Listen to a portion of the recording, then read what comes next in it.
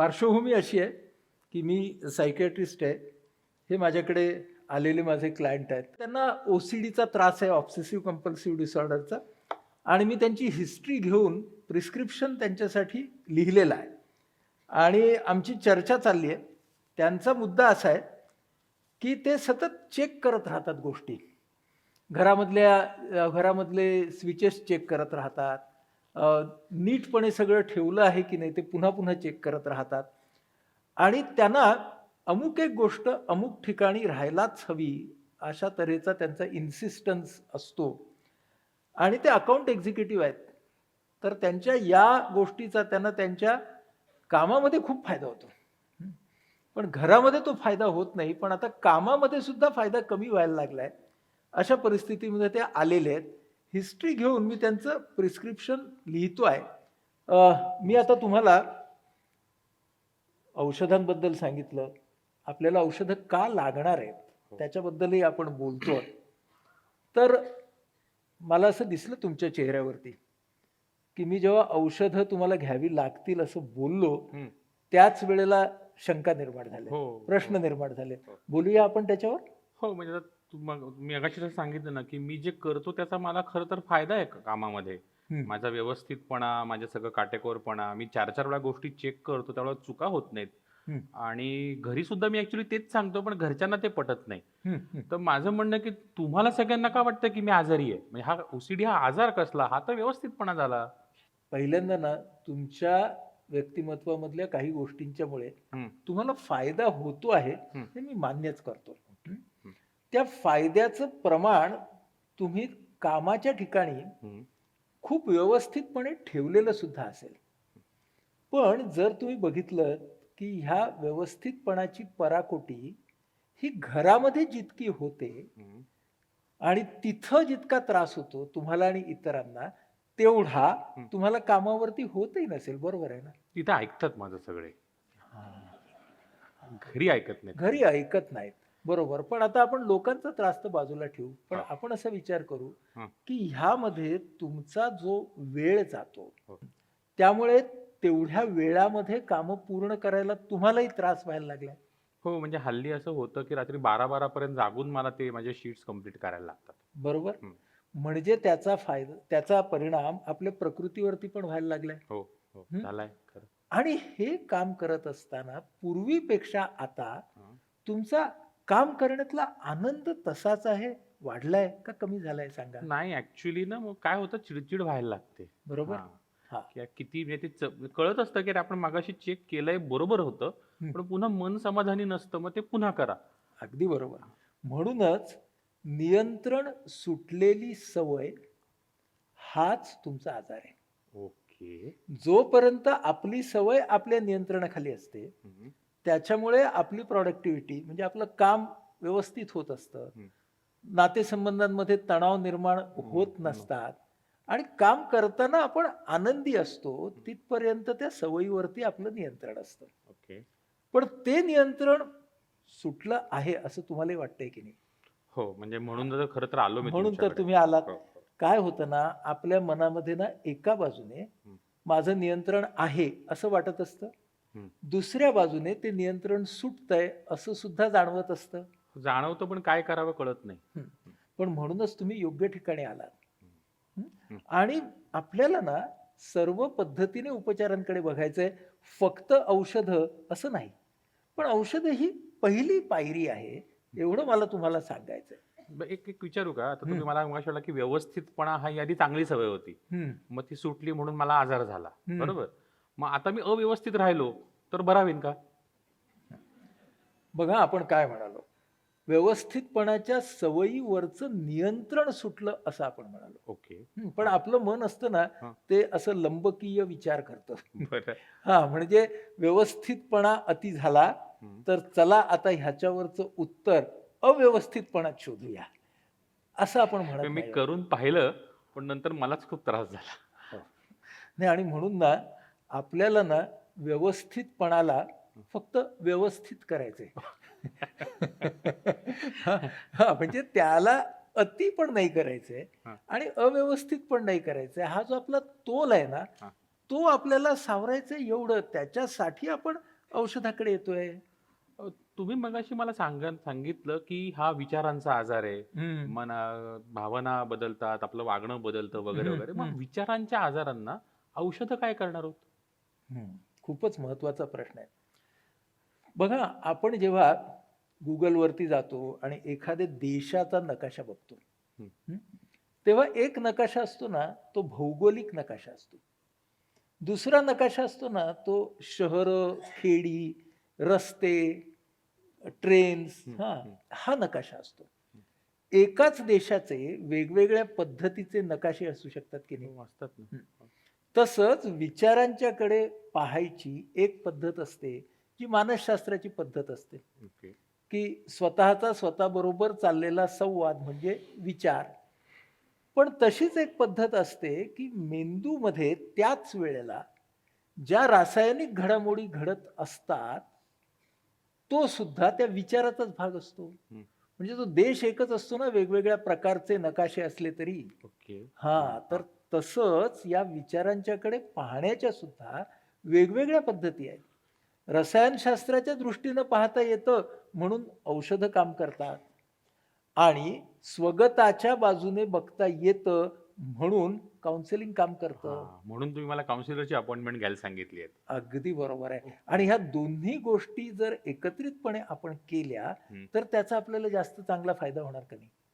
हो, फायदा मला हाच ॲक्चुअली माझा प्रश्न आहे, की हं, फायदा म्हणजे आता मी एकटाच असं म्हणजे विचित्र आहे का हो, हं, की असं करणारा? हं, का अशी माणसं येतात तुमच्याकडे आणि मी बरा होईन का? हं. तुमचे दोन्ही प्रश्न खूप महत्त्वाचे आहेत आणि ते तुमच्या परिस्थितीमधून जाणाऱ्या प्रत्येकाला पडतात. बरं. हं. तर ह्या तऱ्हेचा जो आजार आहे ना, म्हणजे हा ऑब्सेसिव्ह म्हणजे नियंत्रण सुटलेला विचार, की जो आपल्याला कळतो, की तो तर्कशून्य आहे, आपल्याला त्रास देणार आहे. पण त्या विचारावरती आपण सतत विचार करत राहतो. हं, हं. त्याला ऑब्सेशन म्हणतात. बरोबर. त्या विचाराच्या भाराखाली आपण सतत ज्या कृती करत राहतो, हं, त्याला आपण कंपल्शन म्हणतो, बरोबर? बरोबर. आणि त्याचं नियंत्रण कमी झालं, ह्याला आपण आजार म्हणतो. तर अशा तऱ्हेचा आजार वेगवेगळ्या व्यक्तींच्या मध्ये दिसू शकतो, म्हणजे असतो. ओके. आणि तो पुस्तकामध्येही आमच्या लिहिलेला आहे. तो अनेक म्हणजे मी शतकांपासून एकटा नाही. नक्की नाही. हो, हो. हं. आणि तुमच्या असं लक्षात येईल, की या मधला जो काळ कोरोना काळ गेला, त्याच्यामुळं आमच्या असं लक्षात येतंय, की या तऱ्हेच्या त्रासाची ना हं. टक्केवारी सुद्धा वाढली आहे. बरं. हं. त्यामुळे तुम्हाला जे होतंय ते एका बाजूने ना जनरलाइज्ड आहे. हं. पण दुसऱ्या बाजूनं तुमचा स्वतःचा जो अनुभव आहे ना, तो मात्र अगदी वैयक्तिक आणि तुमचा आहे. हो, मला घरच्यांना नाही कळत मला काय होतंय. हं. हां. म्हणून आपल्याला 2 बाजूनी बघायला लागतं. आजाराची लक्षणं ही अनेकांच्या मध्ये असू शकतात.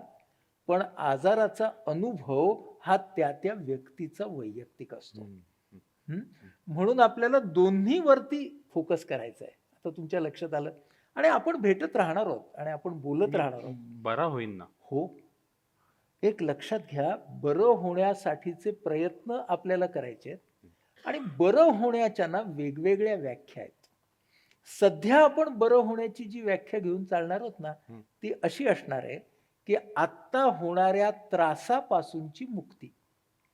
ही आपली बरं होण्याची पहिली व्याख्या आहे. हं? जसं ना स्वतःच्या पायावरती उभं राहा, असं जेव्हा पालक मुलांना सांगतात, तर त्या पायावर उभं राहण्याच्या ना खूप साऱ्या व्याख्या असतात की नाही? जी आत्ताची व्याख्या असते, ती आपल्याला घेऊन चालायचं पुढे. ओके. आत्ताची व्याख्या अशी आहे, की त्रासावरचं नियंत्रण. आता तुम्ही म्हणालात म्हणून बरं होण्याच्या व्याख्याही सांगतो. लक्षणावर नियंत्रण ही पहिली व्याख्या. विचार भावनांच्या मध्ये परिवर्तन ही दुसरी व्याख्या आणि व्यक्तिमत्वामध्ये सकारात्मक बदल ही तिसरी व्याख्या. प्रत्येक टप्प्यावरती आपण जर बरं होण्याची व्याख्या बदलली, तर आपण बरे, बरे, बरे होत जाऊ की नाही? आणि तेच तर आपल्याला करायचंय, हो की नाही? तेव्हा फक्त प्रिस्क्रिप्शन देत नाही, शुभेच्छा सुद्धा देतो. All the best. Thank you. आपल्याला ना ॲज अ काउन्सिलर डोक्यात ते टिक बॉक्सेस करत राहायला लागतात, जे आपण पाहिलं. एक महत्त्वाचा मुद्दा मांडला गेला, की औषधं घेणं will make behavioural change easier. म्हणजे तुझेच एफर्ट्स तुलाच जास्त ॲक्सेसिबल होतील. थोडक्यात औषधं घेणं हे तुला फायद्याचं आहे, कारण तुलाच सोपं जाणार आहे. मग त्याचा प्रश्न असू शकतो, की औषधं न घेता पण मी बरा होईन का? असतोच आणि बऱ्याच वेळेला. तर आपण सांगू शकतो, की प्रयत्न करायला हरकत नाही, but medicines will make it much easier. Why do you want to take that effort? असं पण आपण सांगू शकतो. तर हा सगळ्यात गाभा जो होता, की रासायनिक बदल औषधं, विचारातला बदल कॉग्नेटिव्ह थेरपी आणि वर्तनातला बदल बिहेवियर थेरपी.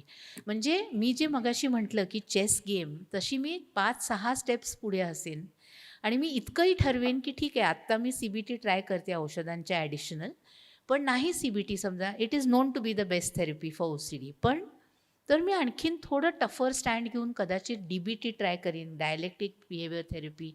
हे सगळं आत्ता क्लायंटला सांगायची गरज नाही आहे. म्हणजे आपण जे सुरुवातीला म्हणालो, की विंगमध्ये एक चाललंय आणि स्टेजवर दुसरं चाललंय. स्टेजवर हा सगळा संवाद चाललाय. Client felt much better when he went. That was our गोल.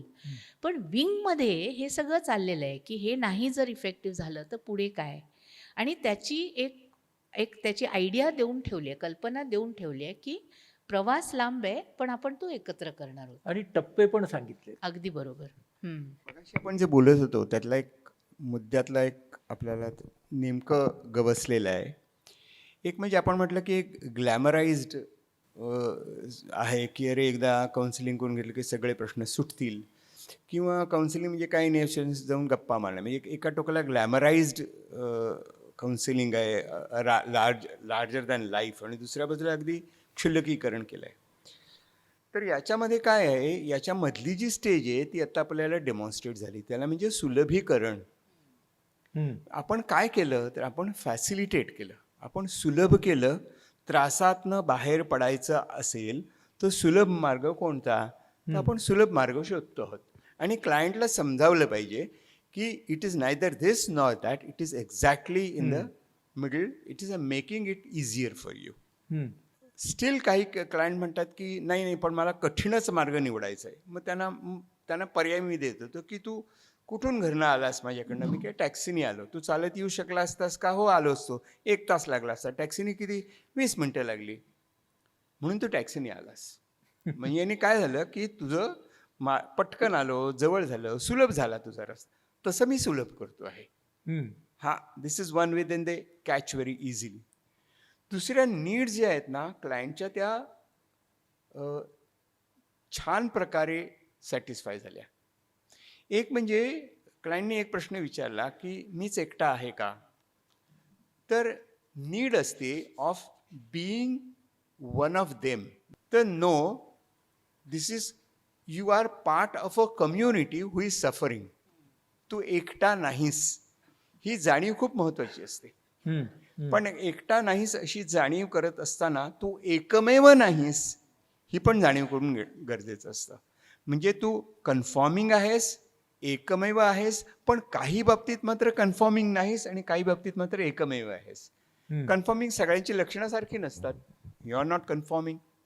तू एकमेव आहेस, कारण तुला जो आत्ता OCDचा अनुभव येतो आहे तो अनुभव तुझ्या दृष्टीने युनिक आहे. म्हणजे तुझा अनुभव एकमेव द्वितीय आहे, पण तू सगळ्यांसारखा आहेस. ही जी मधली नस पकडायची असते ती खूप चांगल्या प्रकारे मांडली गेली असं मला वाटतं. क्लायंटने एकदा असं विचारलं की सगळ्यांनाच असं होतं का, किंवा अशाच प्रकारचा काहीतरी म्हटला होता तो. तर ॲक्च्युली तो काय करतोय, तर ही इज डिफायनिंग हिमसेल्फ. अगदी पूर्वकाळापासून प्रश्न विचारला की मी कोण आहे, सो कोहम. तर मी आहे कोण, ऑडिटर आहे का, मी अकाउंटंट आहे, मी घरचा माणूस आहे, अमुक आहे तमुक आहे, हे सगळे माझे आहेत. पण मी आत्ता कोण आहे, तर आता I am a suffering person.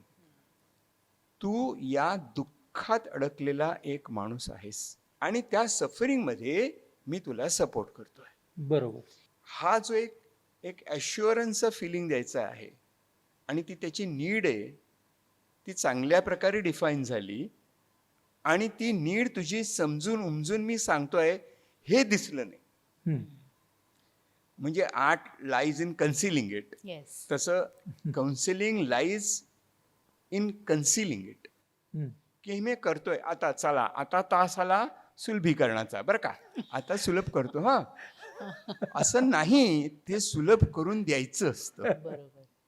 त्यामुळे ते छान प्रकारे झालं आणि ती it's a gentle flow of a river Yes. आणि त्याच्यामध्ये तुम्ही एकत्र जात असता आणि then at the end of it the client म्हणतो की हा आता मला कळलं मला काय होतंय, आता मला कळलं की इथं मी बरा होऊ शकतो आणि आता मला कळलं की याच्याकरता सपोर्ट आहे. बर we are done our job. आणि त्याचे दोन मेन पेन पॉइंट्स होते ना, की मी बरा होईन ना, आणि see the answer came quick, that matters. मी बरा होईन ना डॉक्टर, हो, सो फास्ट. आपण समजा म्हणालो बरा होईन ना,